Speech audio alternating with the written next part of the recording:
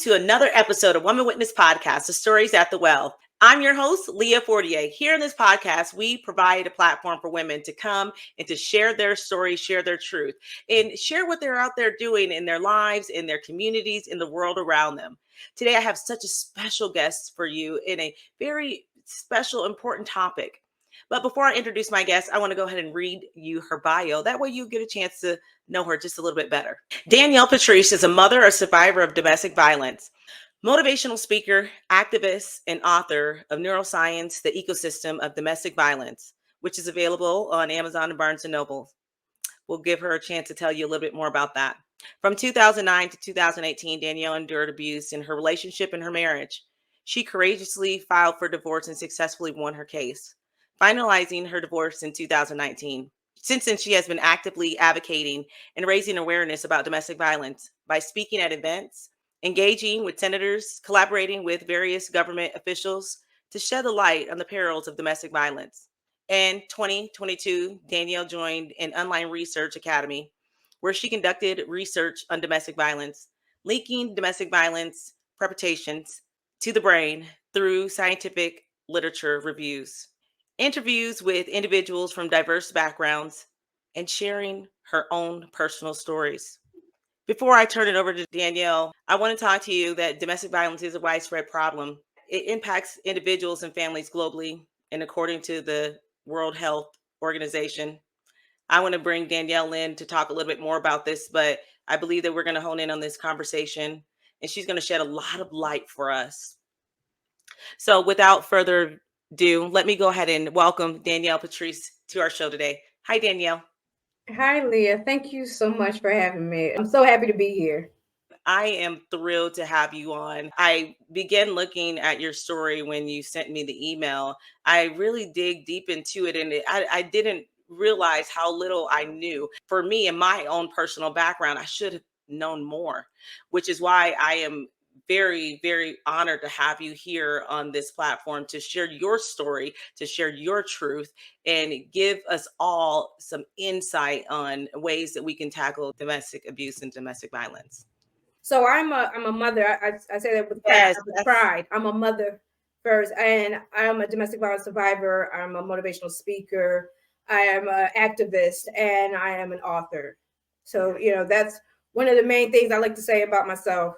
But how I started, how this whole situation started when I was in college in 2008, and I met my teacher in Spanish class, and we kind of got on about over a restaurant that I used to work at, and he talked about how expensive the food was. And I used to get a kick out of that in that class because of my teacher. She had seen me over the summer at that point. Said, "Oh, I saw Danielle and at this restaurant." And he was like, "Oh, that expensive food," like calling out in the middle of the class saying that. So I kind of chuckled. Yeah. But later on, there was a group assignment we had to do where we had to do a Spanish rap where we rapped like the vocabulary words. Yeah. And from that point, we had to do this in front of the class. So I had to practice this and practice doing this rap in front of everybody. And when I did it, the first thing that came out of his mouth was like, "Oh, she's not from here. She's not from here." Because I went to school in the South. I went to Tennessee State. I'm from New Jersey. So the culture is completely different. Right. And so from that point, we got on very well. And, he used to walk me in my other classes. He used to help me with my car. We used to have like a good conversations, and he would, sit next to me in class. Instead of sitting in the back of the class, he would sit next to me. And I mean, we were just really good friends. We weren't together at that point. Fast forward to 2009. So 6 weeks after I graduated from college, my mother committed suicide. My mother, thank you. She had paranoid schizophrenia and bipolar, and unfortunately, hung herself with the scarf on a metal rod in the bathroom.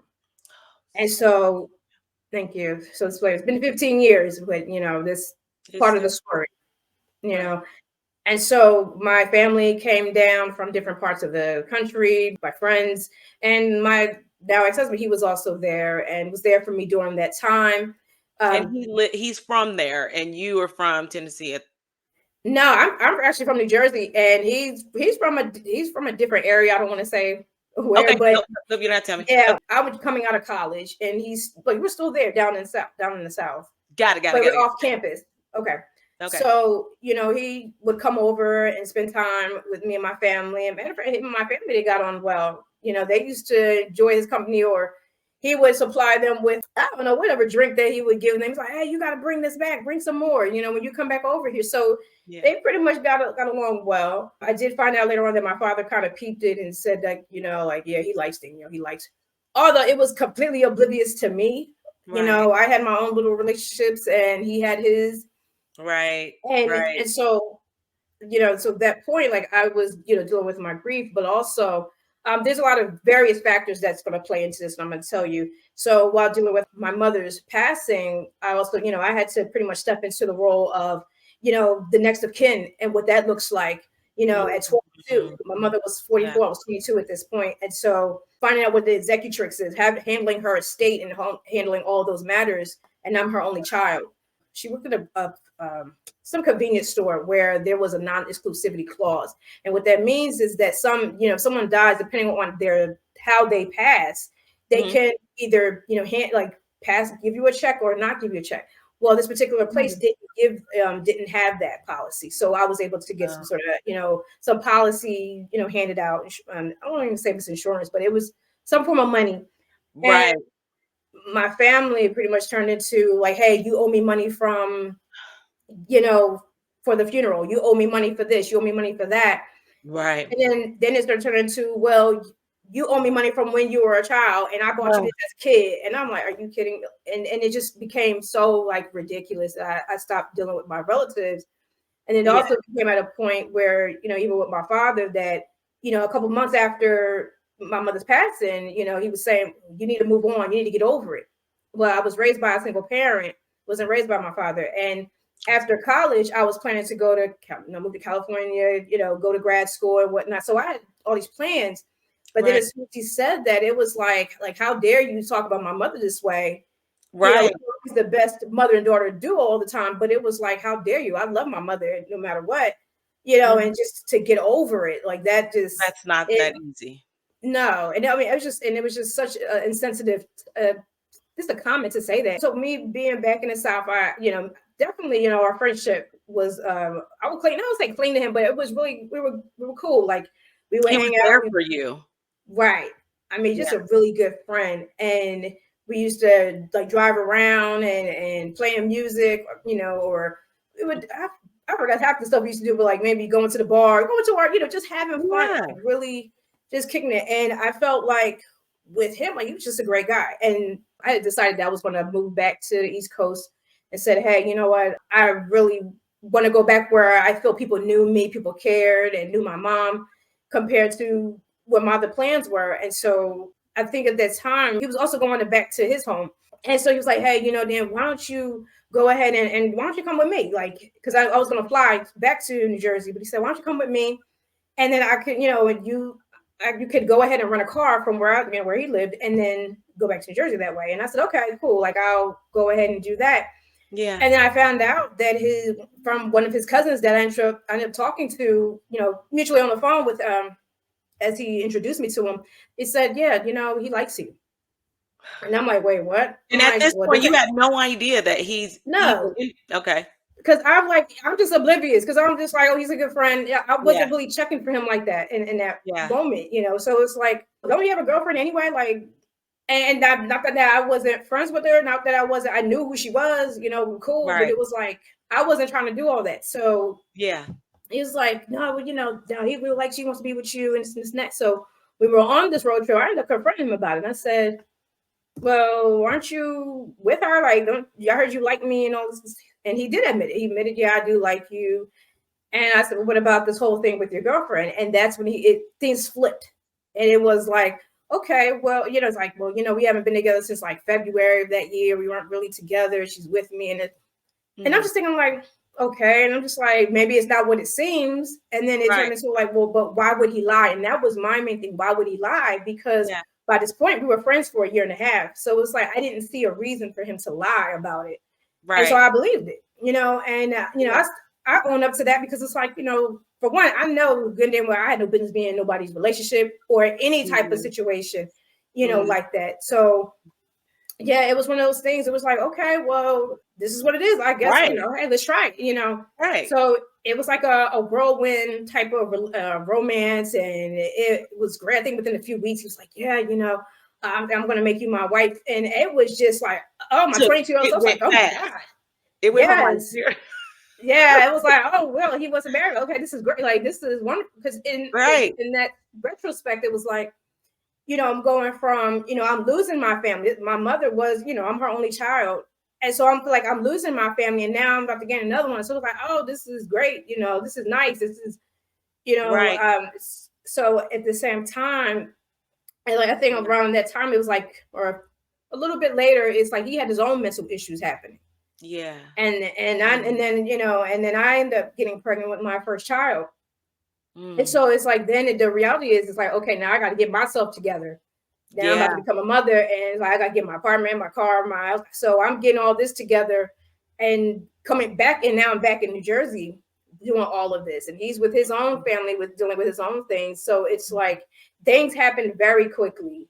I'll Yeah. say that within a span of that year. So, but I say that I noticed a lot, there were a lot of different changes where it was like verbal and emotional.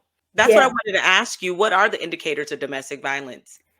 Well, I'll say this, the one thing is that the love bombing is definitely the big thing, because how Mm. quickly it was. It's like, oh, I love you, I think you're this, you're that, and because they're putting you on a pedestal to then rip you down, to tear you down, to keep you off balance, and Tell me, what did and you call that again? You said a love bombing? yeah, it's called love bombing. It's like basically I'm bombarding you with love and admiration, and it's to make you feel like, oh, you're on cloud nine, and then they rip Yeah. you from that. And then it's like, then they insult you, and they use all these like devaluation tactics, Yeah. and then just to and then you have these kind of situations where it's almost like you're begging for their love because they're mistreating you, and then you're happy with whatever like crumbs they give you, type of thing. So Yeah. it's Yeah. really a sick dynamic. Let me say that. Yeah. And the irony of that, and I say this too because there were other points that played a role as well, was that in the midst of him talking about marriage, he did talk to my family about this. I had, can I get your blessing and whatnot? And I had a relative basically like destroyed my character and was like, well, you don't, I'm not giving you my blessing because has to handle business and she owes money from the funeral. This is all talking about the money from, and basically destroying me to the point where it was like, I mean, it was unbelievable. I heard the things that Yeah. was she was talking about, and it was like, you told this man that, hey, she is not protected, and you basically Mm. handed me to him in a way where it says that if anything happens to her, that's on you. Like, I don't, Uh, I don't care. And because you're talking to someone who you truly don't know, that could truly take advantage of somebody. And so it's like, you got to be careful with how, when you're dealing with somebody like that. And I'm talking about family members included, yeah. you're just destroying somebody in front of them to their fiance who you don't even know. Right. So, that Right. was, I mean, That played a looking big back, factor in it. yeah. He knew that you were going into this alone. Right, right. And Mhm. that was one of the scariest things. And also, Mm. I'll say this: even when I was with him at times before I ended up, fully being back in New Jersey, was that there were times when I felt I didn't feel safe with him. He was like the first person I really did not feel safe with. He would have me at his relative's house, but he would be like anywhere else. Who knows where he would be? But I feel like it was just like me being out of control of the situation. I didn't feel like I felt safe. And so there was Yeah. times even when I wanted to leave that area or just go back home, it was like him trying to convince me to stay, or his family trying to convince me to stay, because it was like, I don't like where I feel vulnerable. And that's what Yeah. it was. Let me ask you, did he, because I think this is what we all need to know. You see the signs now, but when did this behavior develop? Do you think it's always been within him and he's just waiting on an opportunity to strike, or did this evolve over time? Well, it's both. I think it was Okay. in him, but at what point was it in him? Yeah. Did he become, when did he become an abuser? Who, that's for him to answer that.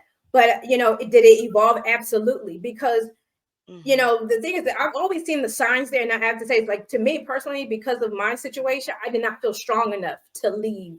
For me, prior to my mother's passing, I could definitely may have spotted it and be like, oh no, I'm not, I'm not dealing with that. But because of me feeling in my brokenness and me feeling vulnerable, that was that hook, line, and sinker for me. And so with him, it was always that indication when we got together. But prior to being with him, that was, I mean, you couldn't tell me as a friend what kind of person he was. Because there were some females that I say some women in the class who would like say, hey, oh girl, he's obnoxious, or he's this. And I'm like, but he's nice to me. Like, I don't see it. I don't see what's wrong. Like, I didn't see it. I truly, because I saw how he treated me, how good of a friend he was to me. So, and I think that's also an important point, is that, people think that, victims are choosing these abuses. But here's the thing. This is not what I'm choosing. This is what's being presented in front of me.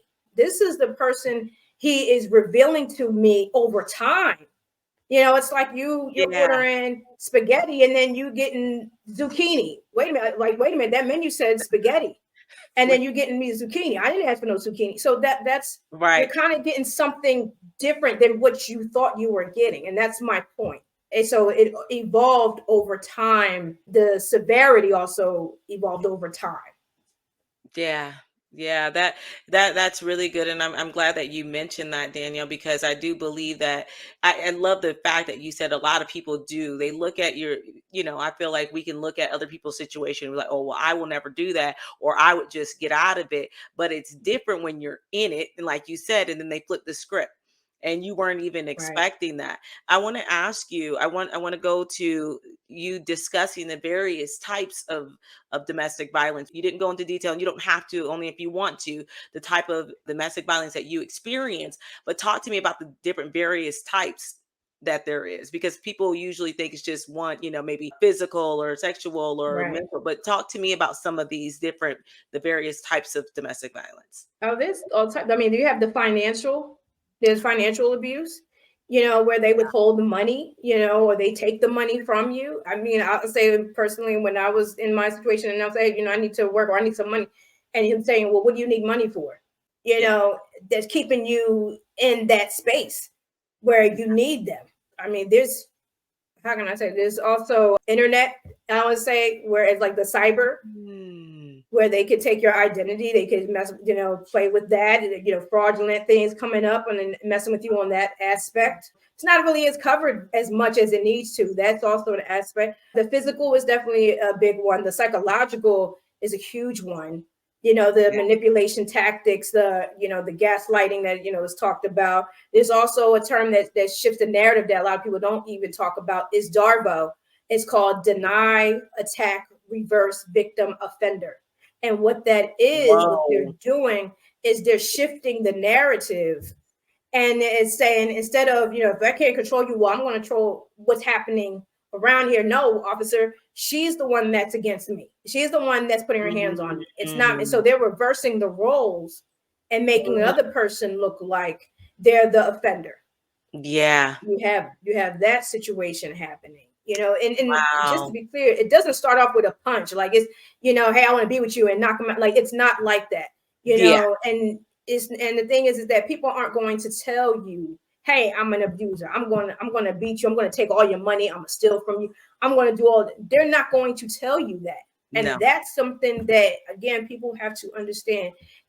These signs, they come in, but at the same time, it is over time, this is happening. So many things happen over time. And it's almost like a dangling a carrot.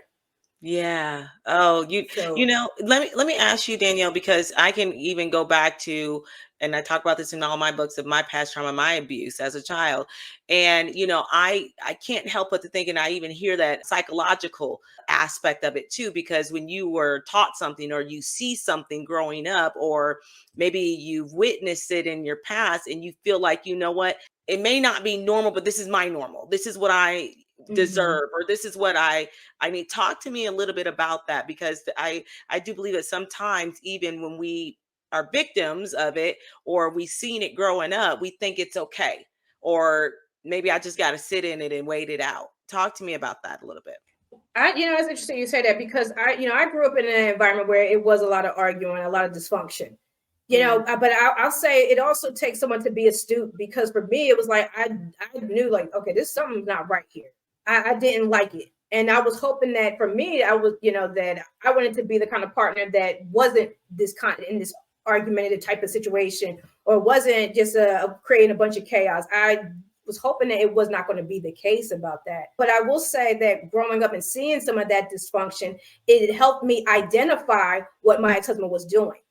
So even Mhm. though it was basically like, I didn't feel like it was normal, but I did feel like, okay, yeah, you're playing games, or yeah, you're doing this. Because I would call him out on it as he would do it. And he would, I would do like a sly chuckle, or he would look surprised in certain ways. And he hated that because I could see through it. But Yeah. some people aren't, but I think it also goes back into understanding yourself, and Yes. being able to know, you can know thyself. You're able to know somebody else because you know what you're not going to deal with. And I think, but it takes time to get to that point in your life. Yes, yes. I like that, and I like the fact that you point that out because it does take time. And yes, these different factors, they do play a huge role in how we maneuver in these situations. Has your experience of domestic violence, how has it affected your capacity to trust and to love again? And or has it not influenced it at all? Oh no, it greatly. I mean, I'd be lying if I said that, because my thing is, is it hard to get back in? I'll be honest. I had a couple suitors, but my right now, my thing is about finding peace within myself and making sure my children have peace within Come themselves. on. It's about healing, and I mean the buzzword of is healing, but at the end of the day, it's not only what happened with me, but it's also the fact that my children are also involved in this. Love will find me. Let me just say that if it's meant for me, love will find me. I don't need to go look for it, but what I need to look for is the peace within, and what that looks like is embracing myself, getting to know myself all over again, and understanding and being patient with myself at what took place and what happened, and also being patient with my children and allowing them to feel, to love, to feel like it's okay. One, feel it's okay to love them, their father. It's okay to be, if they're angry with him, if they miss him, if they want to pray for him, all these things, whatever emotions they have, and create that space for them, because this was all of us that were affected. So, Yeah. it's that's where my biggest thing is the healing and finding peace. Yeah. You mentioned, and it's something that we didn't even touch on. We don't have to go into detail if you don't want to, but you mentioned your children were involved. So I missed that part where your children did they witness this, they were involved in it in a way, shape, form, or fashion where I'm sure that it took you extra steps, to not only heal yourself with help in counseling, but did you have to take those steps with your children as well? Well, yes, I will say yes, definitely. But it were witnesses at different points. My youngest one doesn't really have the memories as much, but my older one, there were times when being their father, we had going through the court system multiple times, getting restraining orders multiple times. And my oldest one, said, "Well, why don't you, if he says sorry, why don't you go back with him? Why don't you, Mm, because yeah. he wanted his family." And I'll say the what really got me to that point to where I am now was the last incident in 2018, and that was when my ex-husband had my oldest child at the time, who was 7, had him out till 4 o'clock in the morning with Mm, his phone off. He didn't, wasn't calling. He was claiming he was coming back, and it was like, what's going on? And mm. so my son, my youngest one, and I, we were asleep at the time, and so he comes into the house, and of course there's an argument ensued. Why are you having my child out till 4 o'clock in the morning? I don't care if it's out. This is my child. I gave birth to him, Right, kind of thing. And right. so then I confronted him like, clearly, oh, you must be with your mistress. You must be. And Mm, he went berserk. He, started, pretty much really going off at this point. And then he pins me down. Meanwhile, mm, my son's, my oldest one is going to sleep. And then my mm. youngest one, he's waking up and he sees what's happening. He runs towards me, and I'm like, stay back, because I didn't want him even nowhere near this. And so Right. even while, this whole thing is happening, he's insulting me under anything he said, like it was just nothing but insults and threatening to kill me. Oh my God. And the thing is, one thing I want to say is that, I've noticed how his eyes turn black. And if your eyes turn black, you see the mind, his eyes just turn black. It's like rage. It is pure rage. And then I also felt that, like, with a natural, you could tell when someone has a natural anger compared if there's something, maybe there's some substance or something else along with it. Right. that I felt that, okay, this, I don't know what's going on, but it was crazy at that point. And Mm, so my at that time, my 4-year-old was trying to raise his hands up, and like he was having his hands up like this so that right. he could get picked up. Yeah. And Oh, yeah. and to me, it looked like it was like de-escalate, trying to de-escalate in his own way, because it was like kind of calming down as he was holding War, but I was holding. And later on at that point, it got to where me and my son and someone else was sitting down on the couch, and he said, I can kill you with my bare hands. And he has his hands like this in an actual like Sure. position to and move forward towards me, like he was going to choke me and kill me. And my son was staring at him, and he said, you know what, I can't even do it because he's watching me. And so from that point, it clicked. It was like, you know what, I don't care if I got to crawl Serious. out this marriage, I'm done. Because it was like, for me, like over those years, I was fighting. I was asking for help, asking family, friends, anybody that could help me. I don't feel like anybody could help me in the way that I needed. So seeing my 4-year-old child at that point, I felt like he saved my life. And I said, if I can't do this for myself, I damn sure want to do this as a mother, Amen. and do this for my children. And so I, like, that next day was a Sunday, but that next day I filed for my seventh, yes, restraining order. Then later on that time, I filed for divorce, and I didn't have the money to file for divorce, so I had to file it myself. And I mean, I was thankful that I was able to have to learn the terminology of the legal system, but I had to learn it in order to file, and I did win, my case.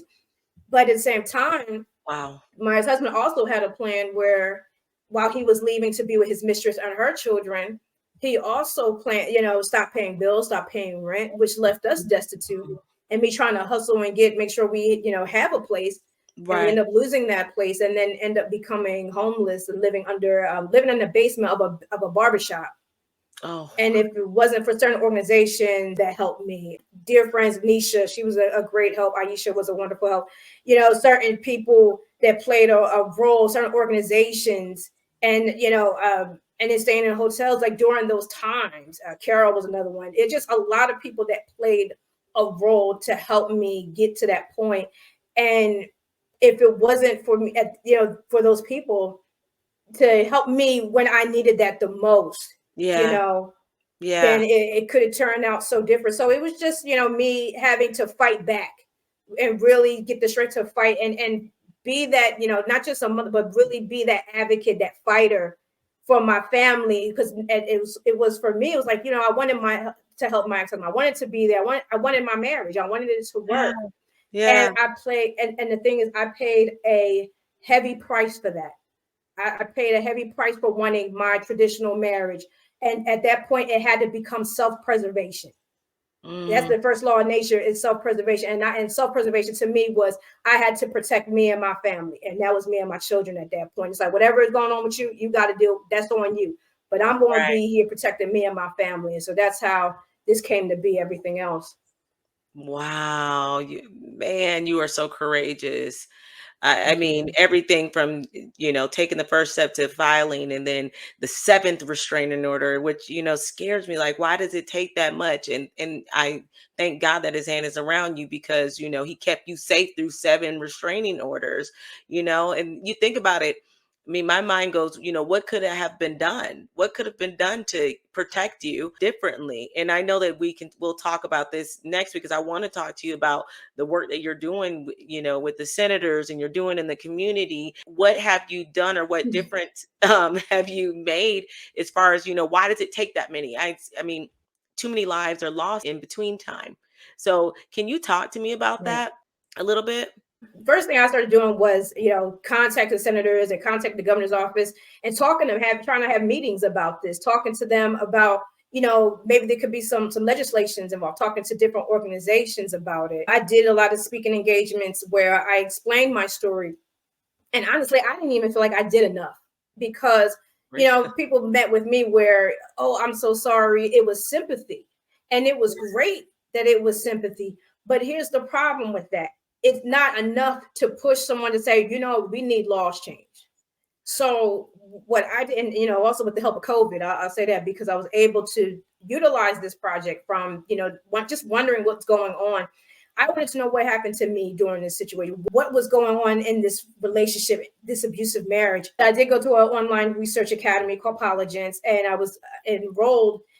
And the funny thing is that this was marketed towards children, but they let me in. I was 35 at the time, so I was like, okay, you're gonna let me in? Okay, cool. And then I was able to get this amazing mentor, Isabella, who was a neuroscience grad student, because I'm not a neuroscientist. I just researched this. So that's what I want to say. But for me, I needed to understand the dynamics between victims and abusers. And what I found was so fascinating and alarming at the same time, the information that I uncovered and some of the things I want to say, like, in the brain, it was called the limbic system. And it controls the emotional, it regulates the emotions in this portion of the brain. And part of it is some of the key terms are like the amygdala, the hypothalamus, the thalamus, and it's different things of that sort. And the thing, if there's any imbalance with that, any dysregulation, this person, it is meant for this person to become imbalanced because of the dysregulation. This part of the brain is called the prefrontal cortex, where in that part, if there's any damage to that portion of the brain, it makes a person increasingly violent. So that's, part of that. And so in the amygdala, which handles anger, there's also different parts of different structures of the brain that handles different types of aggression. And one of those things of aggression, it also talks about the moral decision to whether harm another person. And so that's just to start right there. These are from, scientific literature reviews that it's not even brought into the mainstream. We have like the power and control, but this is something that I felt like resonated with me and validated me for so long. I was like, oh my God, this is what I went through. This is what I experienced. This is what I remember. And, and so there was also another thing where it's talking about how cortisol, which is like, one of the neurochemicals, right, is also connected and linked to chronic stress from having to be in a domestic violence situation. Yeah. So, 100%. And the thing is, it's also weighing on your body as well, because the way it's affecting, not only is it rewiring your body, your brain, but it's also what it's doing for your body is that it's creating the physiological profile of a woman decade older because of what No way. It is literally causing so many health problems where it could lead to all types of diseases. Like, they used to call disease dis-ease, a lot of stress, because stress is definitely a big problem, the big cause for this. The way your body is functioning, because you're in constant, fight, flight, or freeze mode as well. So you're also having to deal with a lot of these situations. So it's harmful on so many levels that it's not met with the eye, it's not even talked about in the mainstream. Do you think that it could link to anxiety and depression? Oh God, yeah, definitely, absolutely. I mean, and this is how I want to say, you have this love for this person, and this person is what they're doing with your love for them. They're manipulating it, they're exploiting it, they're controlling it, they're abusing it, all to just for you to be their puppet, for you to take on and control you. And that's what they're in the process of that. They're also breaking you. They're breaking you down spiritually. They're breaking you down emotionally. They're breaking you down to be the shell of a person that you don't even recognize anymore because of how they're badly bruising you, badly breaking you. And I mean, on so many levels of this. Yeah. So, going back to the book, what I wanted to understand, like what was going on there, I realized it was so much bigger than just a couple, being a couple in this situation. That what I realized that it is an ecosystem. And then what I mean by that, we are associated with biology terms and we talk about it, being the sun, the trees, the wind, the soil, all of those things. But with the ecosystem, it is layers. Everything is interconnected, as in domestic violence. And you asked, why did it take 7 restraining orders? Well, here's the thing, and this is the reality. Like I'll say for New Jersey, for example, as I interviewed a warden of a jailhouse, I don't say jailhouse, but you know what I mean. Yeah, no, absolutely. Yeah. Mm-hmm. Yeah, that is, for the charge, it's not a standalone charge. Domestic violence is not a standalone charge, that it's under, let's say, like a simple assault, or it's under certain like harassment or under certain different elements. And so they may go into jail, but they come right back out in 3 days. And all that does is that's going to piss that person off. And that's another recourse for retaliation. Yeah. So you have that situation. You also have restraining orders, but here's the thing, it's a reactionary thing because it's not a proactive situation. It's not where it's like, hey, I think this person's going to abuse me. You have to wait for the incident to happen because you have to call the police for it to happen. And so the thing is that, to say, well, hey, let's get a restraining order. That's not the end all be all because, as I've said, it's reactionary. And depending on the state you live in, like New Jersey is one of the strongest, where we have a final restraining order and then that's it. I don't have to deal with this person for the rest of my life. If, some states have maybe 1 or 2 years, and then if they didn't do anything that year, they don't have to renew it, and so that's another situation. And if someone really wants to truly hurt you, they're going to hurt you, whether it's a piece of paper or not, because they're going to look at it as it's a piece of paper. And in real time, you also think like if someone's coming at you, charging at you, you think they're going to stop because a piece of paper is in front of them. I have a restraining order, even though it holds weight in court. But that's what I mean. Like it's not the end all be about that right now. Right. There's a lot of desensitization with how the courts handle, how the police handle domestic violence, because sometimes they'll send their rookies who aren't experienced in domestic violence situations. People don't take it seriously. You have the re-victimization in the courtrooms.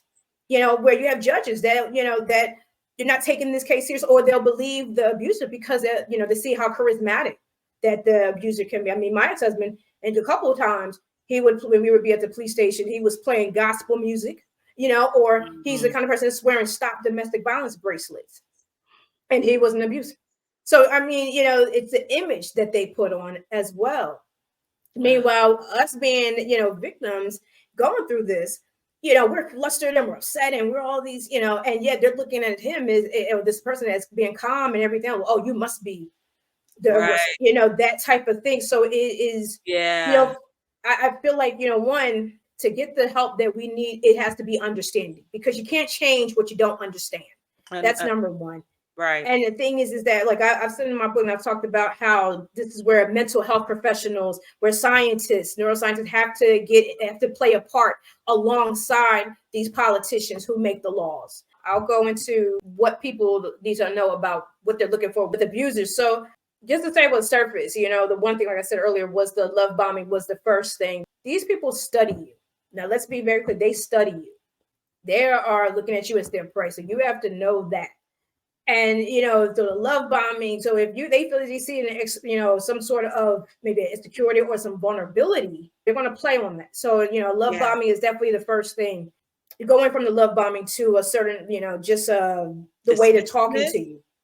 Not dismissiveness, but it's a certain like subtle remarks where you're feeling disrespected. It's going from the, oh, I love you, I love this about you. And then it's like, oh, I think you're stupid for this, or you're stupid for because that's how it went for me. It may not be the same thing, but it'll be start disrespecting or nitpicking at your flaws, or nitpicking at certain things that you have no control over, or, things like that.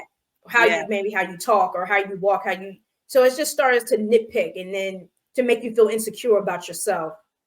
Yeah. And it becomes a hot and cold. A lot of the manipulation tactics, a lot of hot and cold where you don't know where you stand with them.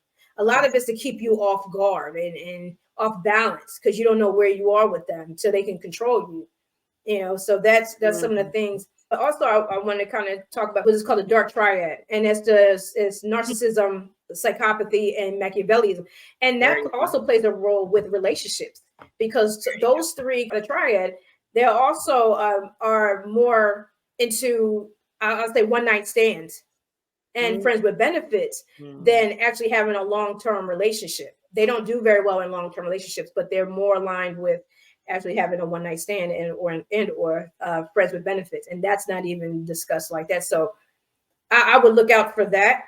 I'm sorry, Danielle, highlight that one more time. You called it the dark triad, and it's called the dark triad. It's the Machiavellism. It's also psychopathy and narcissism. Yeah, they align themselves with more short-term relationships. They don't do well with. They're more negative when it comes to the long term. They're not built for that. They're more for the short term. They're for a good time, not a long time type of thing. Yeah. And so that's where, like I said, they're here for the one night stands and the friends with benefits. So if you see a lot of that, that could be a possible sign of that as well. Not saying that's everybody, but just certain little key points I would Yeah. say to look out for. Also, I Yeah. think that the trauma bonding is also another component as well, because when you're dealing with someone who is, they're attaching their trauma to you. Oh, well, I went through this, and my parents gave me up, and some whatever storyline there is, then it's almost, the acceptance of to mistreat you that way. Oh, you don't understand him. He done lost his family. So I gotta help him. And the Yeah. reality is you can't change anybody that don't want to be changed. They have to want to do that's for them to do, Yeah. not for you to do it for them or to help them through. They gotta want to do it themselves. Yes.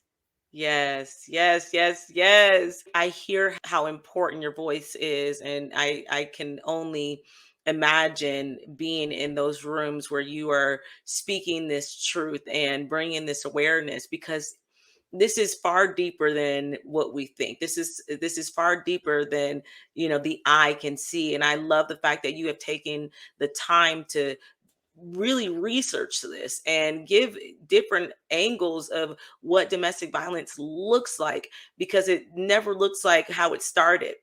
in No. in, in my opinion, I want to ask you how to recognize the signs. You said before, you said you were speaking about even with your family, and how when at the beginning they kind of just like, shoved you away and turned a blind eye. But for those who may be around family members or may know a friend who you kind of feel that they're in a domestic violence situation, and usually it's not something that's easy to go out and, flat out ask, hey, what's going on in your business? What are the signs to look for, and how do I approach a friend who I feel that may just need me to approach her or approach him? If anything, if you start seeing them kind of pull away from you, if you're not having any issues, because one of the main reasons that domestic violence is so important is because the isolation. Like COVID definitely exposed a lot of abusers, because what it was like for them, I feel like for abusers, this was a kid in a candy store, because that part is for the biggest challenge is to get them isolated so they can fully take over and control them. Yeah. And the thing is that if you start seeing them kind of pull away, or if you see Yeah. them, if your friend or your family member, how they are a certain way, then and you start seeing like this is not how they are, and you Yeah. start kind of being more. I don't want to say subconscious, but it's a certain way of looking, a certain way of acting, or a certain Mm, way, yeah. almost a fear, in a fearful way, like I don't want to upset him, I don't want to do certain things. It's you start hearing like making excuses Right. for, you start noticing things you may as excuses, or being very defensive. You have to know your friend. Let me just say that you have to know your family member. Okay. Okay. And the thing is, if you're noticing something as a friend, as a family member, be that person. Say, hey, what's going on? Forget Just the flat nice. out Just forget the fact that if they can go off on you, right? forget, because at the end you gotta. This is the thing with this person. What this person is doing is destroying your friend, your family member, and they're, like I said, domestic violence rewires your brain. And now this person is more accustomed to abuse, is more accustomed to, afraid to possibly get hit, afraid to, so they got to be a certain way, look a certain way, act a certain way. And you're dealing with certain kind of consequences. You're going to have to understand, like, okay, what can I do to help, for one, and not be judgmental.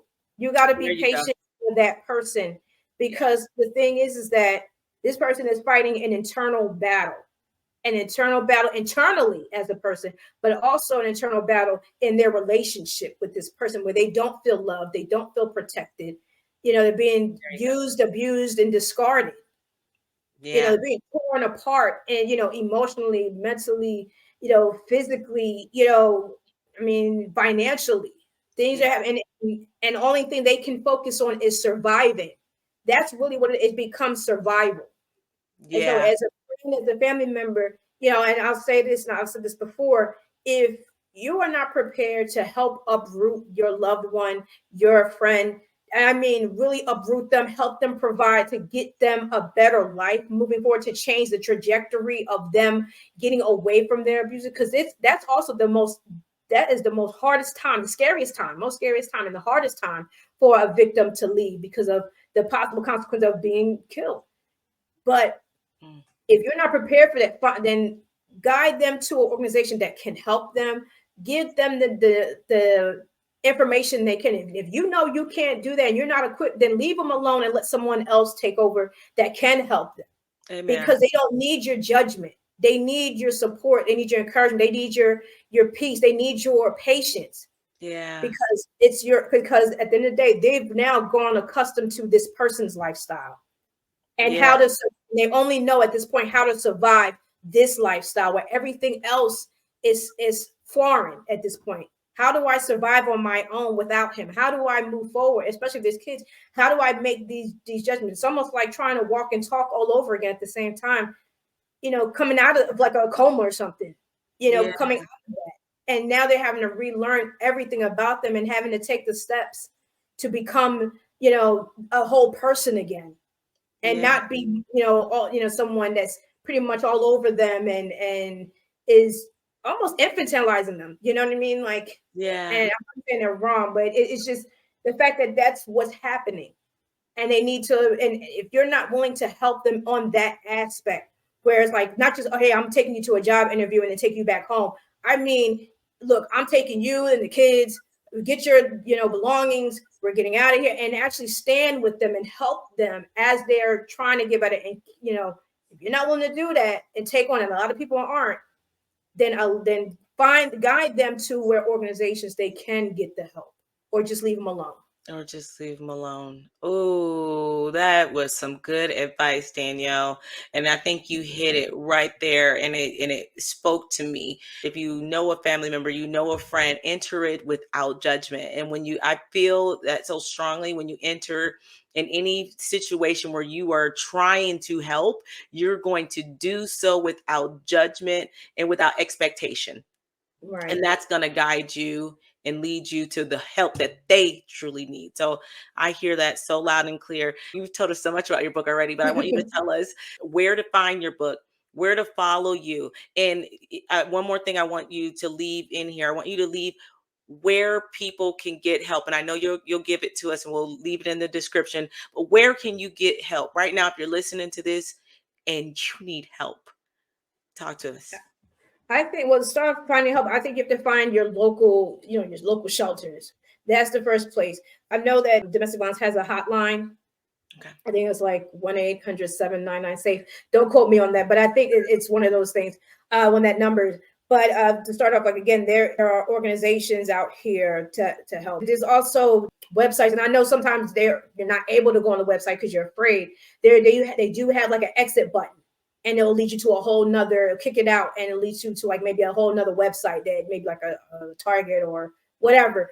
But but I would start at the local, because I can't say what the help might be in New Jersey compared to California or compared to New Mexico or whatever. But start with your local organizations and see what the women's shelters are looking like. See what what they do offer. See what other, maybe your local social services may do. See what whatever places that offer to help victims. And there's also places, especially there's different women. Out here they call it women opportunity centers. So like different places that also help displaced women. I would look into that. And I say that not against men, because men, they do get abused. But like my research is really about male abusers, women victims. And, and so that's another thing. But to get the book, you could go on Amazon, and you can also go on Barnes and Noble. It's online. It's not in the stores yet, but BarnesandNoble.com. And you can find me. I'm on Instagram. You could do speak Danielle Patrice. I'm also on X, formerly Twitter. Author D Patrice. And and I just want to say, for one, I'm with victims, and I'm also with victim defendants. And victim defendants are, victims who are fighting for themselves and trying to get out of it, and they end up, getting charged in the court system. So they're re-victimized, or they're facing jail time and dealing with all that, and they're lumped into along with abusers for their circumstances. So I'll just say this: it's a lot. Oh, wow. Yeah, there's so many different facets of it where it's people need to understand this vicious cycle, because there's not a lot of resources. It's not enough resources to help. It's a lot of simple results or simple conclusions where we need a complicated, result for a complicated situation. Absolutely. Absolutely. Wow, that blows my mind. I have so many questions right there. I don't even know where to start. I didn't know that that was such a thing, but I guess it is. Danielle, before we get out of here, the work that you do and the advocacy that you are doing and the difference that you are making for our future and for women who need more women like you to speak up and stand for them when they can't stand for themselves. I admire you. I thank you. Anything Thank that you. I can do to help, I am all for. And more of us need to find our voices, and it takes someone courageous like you who are out there setting the platform for us to find our voices. Before you leave this well, I want you to leave us with something. Give us something to carry us throughout the week. Give us some words of encouragement. Give us something that we can really take along with us moving forward throughout this week. I think if anything, and it goes back to, you have to know yourself, know thyself first. And what that means is, for anyone, when people say, or judge others and say, well, I will never be in this situation. You don't know what kind of situation you're going to be in. When you encounter somebody, when you're dealing with someone, whether it's a friend, it's a coworker, whether it's a neighbor, whether it's a relationship, you don't know how you're going to interact with that person, or what that interaction or that friendship may turn into. And so one thing I would say for anybody, know yourself, know your limits, know your weaknesses, know your strengths. Because when you know yourself, you know how you're going to deal with someone moving forward. You can't talk about somebody else and what your situation will be like if you don't even know yourself and how you're going to navigate through that situation. Mm, wow. Woo, that is powerful. That is so powerful. And I couldn't agree with you more. I think once we find our true selves and we are aware of who we are, there are certain things that we won't do, certain things that we won't let happen. And we'll learn to Right. stand on our true selves and our true foundation. Whew, that was good. Thank you so much, Danielle, for joining us today at the well. Danielle Patrice is going to go ahead and provide me with all the information that you will need to really navigate through this topic. If you know someone, or if you were blessed by this interview and you're blessed by this episode, we ask that you share it. We ask that you subscribe. Follow Danielle on all of her social media platforms. She's always there dropping nuggets. And if maybe you are in the city where she goes and speaks to some of the senates or in some of the meetings and the board meetings where you can possibly make a difference, and you want your voice to be heard and stand alongside her, please follow her and do so. The more voices, the better, and the higher the message will go. Until next time, perhaps you are chosen for such a time as this to write, to tell, to share your story, your truth. See ya.